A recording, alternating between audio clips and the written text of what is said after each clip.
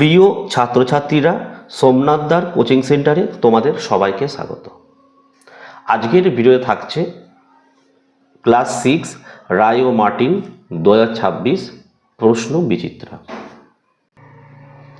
আজকে আমরা দেখো প্রথম পর্যায়ক্রমিক মূল্যায়ন ফার্স্ট ইউনিট টেস্টের 2 নম্বর স্কুল, ঠিক আছে, Balurghat girls high school, page 196 থেকে 97, ঠিক আছে, এর প্রশ্ন উত্তরগুলো আলোচনা করে দিচ্ছি আমি।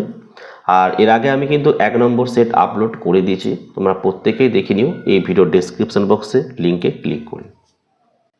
চলো, এই যে হচ্ছে আমাদের 2 নম্বর স্কুল হচ্ছে দেখো বালুরঘাট গার্লস হাই স্কুল। প্রথমে দেখেছো 12খানা এমসিকিউ রয়েছে, দেখে নাও। 1, কোন গাছ থেকে রজন পাওয়া যায়? উত্তর লিখবে অপশান সি, পাইন গাছ। 2, যেসব প্রাণীরা অন্য প্রাণীদের খায় তাদের বলা হয়? অপশান সি লিখবে মাংসাশী প্রাণী, ঠিক আছে। 3, মৌমাছি প্রজাপতির এক ফুল থেকে অন্য ফুলে গিয়ে বসলে কি হয়? অপশান সি করবে পরাগ মিলন হবে। 4, পাউরুটির গায়ে ফুটো থাকে, কারণ পাউরুটি তৈরির সময় অপশান ডি করবে কার্বন ডাই অক্সাইড নির্গত হয়। 5, প্রদত্ত কোনটি পর্যায়বৃত্ত ঘটনা নয় বলেছে? অপশান সি করবে হঠাৎ বন্যা হওয়া। 6, একটি রাসায়নিক সার হলো? অপশান কি হবে? B, die ammonium phosphate. 7, পোড়া চুনে কলি চুনে পরিবর্তন হলো? অপশান সি হচ্ছে রাসায়নিক পরিবর্তন। 8 হবে এটা। শুয়োপোকা থেকে প্রজাপতি হয় একটি কি? অপশান এ লিখবে মন্থর, ঠিক আছে, ঘটনা। নেক্সট আমাদের 9 নম্বরের প্রশ্ন দেখো, ব্রোমিন হলো? অপশান সি কি, এটা তরল ধাতু, হয়েছে। নেক্সট হচ্ছে আমরা দেখো 10 নম্বরের প্রশ্ন, জলের মধ্যে দিয়ে বিদ্যুৎ পাঠিয়ে যে দুটি গ্যাস পাওয়া যায় তারা হলো? অপশান ডি হবে H2 এবং O2। 11, পরিস্রাবণ প্রক্রিয়ায় ফিল্টার কাগজে পড়ে থাকা কঠিন পদার্থকে বলে? অপশান বি লিখবে অবশেষ বলে।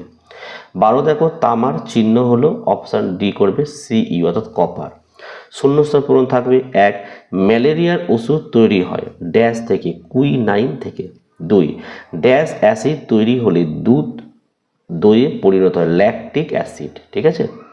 আচ্ছা, নেক্সট 3 দেখো দ্রবণ সমান সমান দ্রাবক যোগ দ্রাব্য, দ্রাবক যোগ দ্রাব্য এই দুটো মিলিয়ে হচ্ছে দ্রবণ। 4, যে ঘটনায় মূল পদার্থটিকে ফিরে পাওয়া যায় সেটি একটি কি পরিবর্তন? ভৌত পরিবর্তন, ঠিক আছে। 3 দিকে চলে আসো, দেখো 1, স্বচ্ছ চুন জল বাতাসে রেখে দিলে ঘোলা হয়ে যাওয়া, এটা হচ্ছে ভৌত পরিবর্তন, এটা কিন্তু মিথ্যা, এটা রাসায়নিক পরিবর্তন হবে।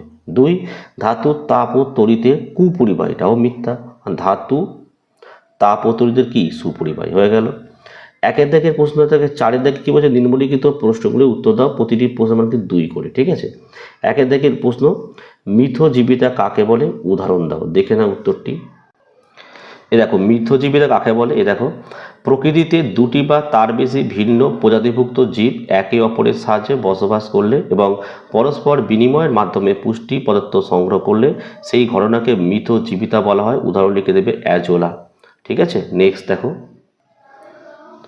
2 নম্বরের প্রশ্নটা কি বলছে? দেখো দেখো হানি ডিউ কি?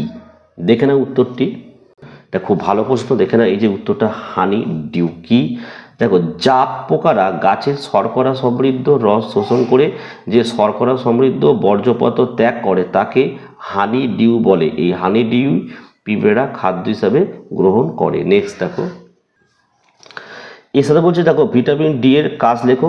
উত্তর হবে দেখো হাড় ও দাঁত মজবুত করতে সাহায্য করে। 3 নম্বরের প্রশ্ন বলছে ভৌত পরিবর্তন ও রাসায়নিক পরিবর্তনের মধ্যে 2টি পার্থক্য লেখো। উত্তরটা দেখে নাও। দেখো এই হচ্ছে তোমাদের ভৌত পরিবর্তন ও রাসায়নিক পরিবর্তন। এখান থেকে তোমরা এই যে সংজ্ঞাটা লিখবে, উদাহরণ লিখবে, স্থায়িত্ব লিখবে, তাপের শোষণ ও উদ্ভব, 4টি পয়েন্ট লিখলেই হয়ে যাবে, ঠিক আছে। নেক্সট দেখো, নেক্সট হচ্ছে আমাদের 4 নম্বরের প্রশ্ন, রেল লাইনের জোড়ের মুখে ফাঁক রাখা হয় কেন? উত্তরটা দেখে নাও। উত্তরই তোমরা এখান থেকে লিখে নেবে যে রেল লাইনের জোড়ার মুখে ফাঁক রাখা হয়, কিন্তু ট্রাম লাইন রাখা হয় না। এখন যাও তোমরা উত্তরটি এখান থেকে এই অবধি লিখতে হবে। ট্রাম লাইনটা আমাদের প্রশ্ন নয়, আমাদের ছিল রেল লাইনটা, ঠিক আছে। উত্তরটি এত অবধি হবে কিন্তু, হ্যাঁ। নেক্সট দেখো, তো এর মধ্যে আরেকটি প্রশ্ন ছিল যে শীতকালে হাত পায়ের চামড়া ও ঠোঁট ফেটে যায় কেন? দেখে না উত্তরটি এখান থেকে তোমরা লিখে নেবে। দেখো যে শীতকালে হাত, পায়ের চামড়া ও ঠোঁট ফেটে যায় কেন? বলছে শীতকালের বাতাসে আপেক্ষিক আর্দ্রতা খুব কম থাকে, অর্থাৎ বাতাস খুব শুষ্ক হয়। এই শুষ্ক বায়ু আমাদের শরীরের খোলা জায়গা যেমন হাত, পায়ের পাতা, ঠোঁট থেকে জলীয় বাষ্প শোষণ করে নেয়, ফলে দেহের ওই সমস্ত অংশ শুষ্ক হয়ে ফেটে যায়। ঠিক আছে, এই অবধি লিখতে হবে, আমাদের কিন্তু প্রতিকারটা চাইনি। আর যদি কেউ চাইও যে প্রতিকারটা তোমরা লিখতে পারো। ঠিক আছে, নেক্সট দেখো, নেক্সট 5 প্রশ্ন বলছে, দেখো H2H, H2O, 2H2 বলতে কি বোঝো? দেখে নাও উত্তরটি। চলো দেখো, H2H, H2 এবং 2H2 বলতে কি বোঝায়? যে H বলতে হাইড্রোজেনের একটি পরমাণুকে বোঝায়, 2H বলতে দুটি পৃথক হাইড্রোজেন পরমাণুকে বোঝায়, আর H2 বলতে হাইড্রোজেনের একটি অণু বোঝায় যা দুটি হাইড্রোজেন পরমাণু নিয়ে গঠিত, আর 2H2 বলতে দুটি পৃথক হাইড্রোজেন অণুকে বোঝায়। চলো নেক্সট প্রশ্ন হচ্ছে আমাদের অথবার প্রশ্ন। দেখো, প্রদত্ত যৌগগুলির সংকেত লেখো। Carbon dioxide CO2, ammonia NH3, phosphine হচ্ছে PH3, আর হাইড্রোজেন সালফাইড H2S। ঠিক আছে, 6 নম্বর দেখো, এক টুকরো ম্যাগনেসিয়াম ফিতাকে আগুনে ধরলে কি তৈরি হবে লেখো। উত্তর লিখবে ম্যাগনেসিয়াম অক্সাইড তৈরি হবে। হ্যাঁ, আর তারপর হচ্ছে কেলাসন কি? দেখে নাও উত্তরটি।